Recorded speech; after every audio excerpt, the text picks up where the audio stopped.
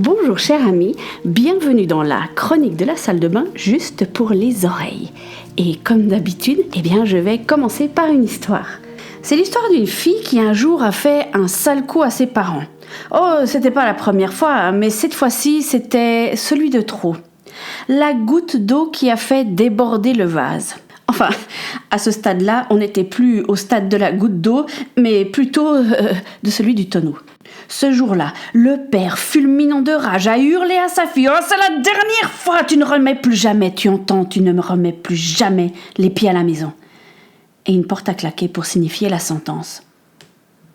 Le temps a passé, longtemps. Bien des fois, la fille a voulu appeler.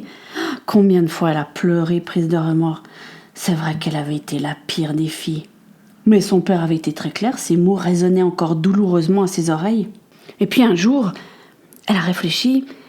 Ah oui, elle allait écrire. Mais c'est une bonne idée ça, elle allait écrire pour demander pardon. Alors elle a pris son courage à deux mains, elle a pris un papier, un stylo et elle a écrit.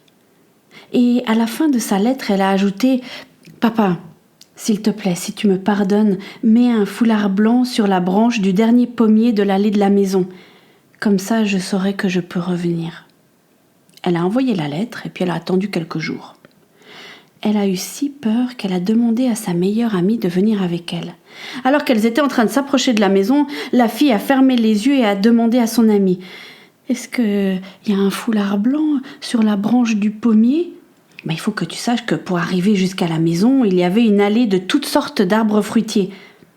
Son amie a répondu « Chaque arbre est rempli de foulards blancs. » Je sais pas si tu es comme moi, mais moi j'ai l'alarme facile et je peux m'émouvoir de tout et n'importe quoi.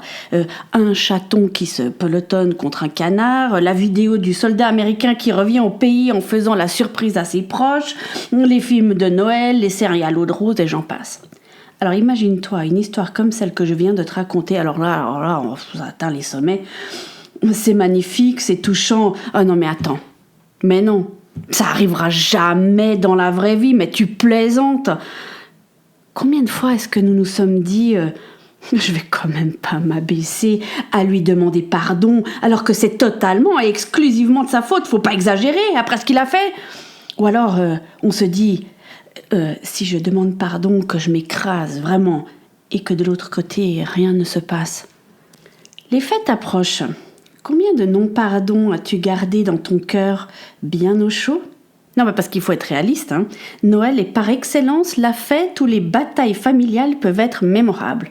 Les conflits qui ne sont pas réglés s'invitent allègrement sous le sapin. Et plus on essaye de les camoufler, mieux ils vous sautent à la figure. Tu vas me dire, oui, mais bon, c'est pas un simple pardon qui va régler la question. C'est vrai. Mais c'est un bon début, tu crois pas ?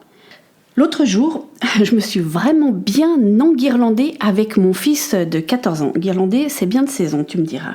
C'était au sujet d'un truc assez important du style, tu sais, mon fils, dans la vraie vie, c'est pas comme ça que ça se passe. Voilà, nous sommes mal parlés, j'ai crié, il a crié, et finalement, je suis sortie aérer ma colère dehors. Sur le chemin, l'idée du pardon est assez vite venue à mon esprit. Je me suis dit, non mais Seigneur, tu vas quand même pas me demander de lui demander pardon, je vais pas m'abaisser en tant que parent responsable qui a toujours raison à m'excuser, pourtant, c'est ce que j'ai fait. En rentrant, je suis allée lui parler.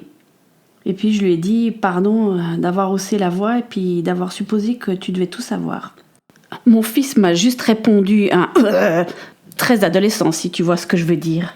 Eh bien, tu me croiras ou tu me croiras pas, mais à la fin de cette journée, alors que j'étais submergée par les émotions, que je pleurais sur mon canapé, suite à une situation difficile qui n'avait d'ailleurs rien à voir avec lui, c'est mon fils qui m'a pris dans ses bras pour me consoler. Il aura suffi d'un mot, pardon, pour que le lien soit rétabli. Évidemment, ça n'a rien à voir avec ce que tu vis, qui est bien plus compliqué et douloureux. Mais tu es d'accord quand même avec moi de dire que le pardon, c'est la pierre angulaire dans la vie avec Jésus, non ? Dieu, il ne nous demande pas la lune. Quoique pour certains, aller sur Mars est bien plus facile que de demander pardon. Mais sache que s'il te demande la lune, il t'équipera pour y arriver.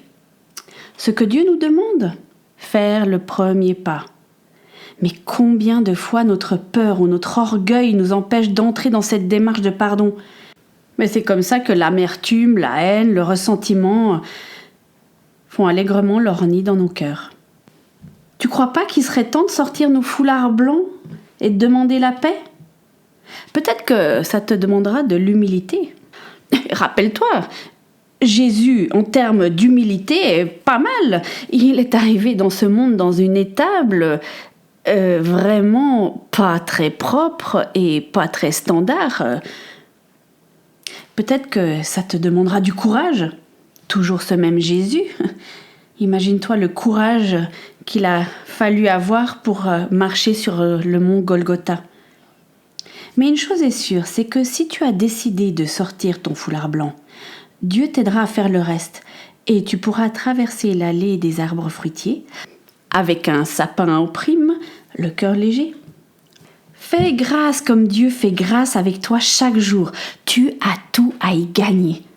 Laisse-moi te laisser encore ce verset que l'on trouve dans Matthieu 5, au verset 23 et 24. Si donc tu présentes ton offrande à l'autel et que là tu te souviennes que ton frère a quelque chose contre toi, laisse là ton offrande devant l'autel et va d'abord te réconcilier avec ton frère, puis viens présenter ton offrande. Je te souhaite une excellente semaine. À bientôt.